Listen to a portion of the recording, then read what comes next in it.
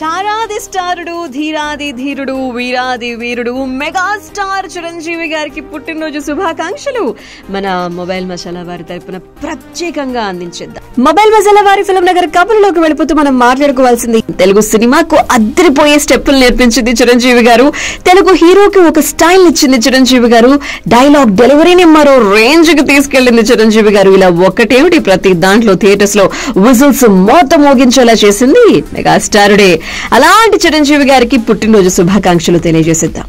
కొణిదెల శివశంకర వరప్రసాద్ గారు కాస్త చిరంజీవిగా ఏ ముహూర్తంలో పేరు మార్చుకున్నారో గానీ నిజంగానే టాలీవుడ్ ఇండస్ట్రీలో చిరంజీవిగా నిలిచిపోయారు. ఎన్టీఆర్, ఏఆర్ఆర్ల తర్వాత 4 దశాబ్దాలుగా తెలుగు సినిమాను ఏలుతూ ఇప్పటికీ యంగ్ హీరోస్ కి పోటీ ఇస్తున్నారు.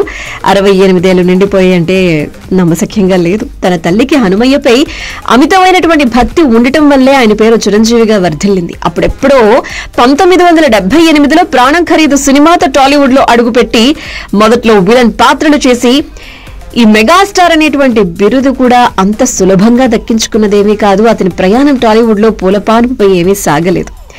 ఇప్పుడు టాలీవుడ్ కి గాడ్ ఫాదర్ లా మారారు. కానీ 4 దశాబ్దాల కిందట ఎలాంటి గాడ్ ఫాదర్ అండ లేకుండా చిరు గారు సాగించిన ప్రయాణం అందరికీ స్ఫూర్తిదాయకం.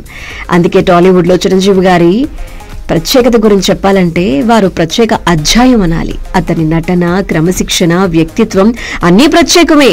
ఈ ప్రత్యేకతే కెరీర్ లో అతని ఎన్నో అవార్డ్స్, రివార్డ్స్, పేరు ప్రఖ్యాతలు, పద్మ విభూషణుడు అనేటువంటి బిరుదుల్ని కూడా ఆయనకు అంకితం అయ్యేలా చేసిందని చెప్పుకోవాలి. మరి మెగాస్టార్ చిరంజీవి గారికి మరొక్కసారి పుట్టినరోజు శుభాకాంక్షలండి శివశంకర వరప్రసాద్ గారు అంటూ విషెస్ ని అందించేద్దాం.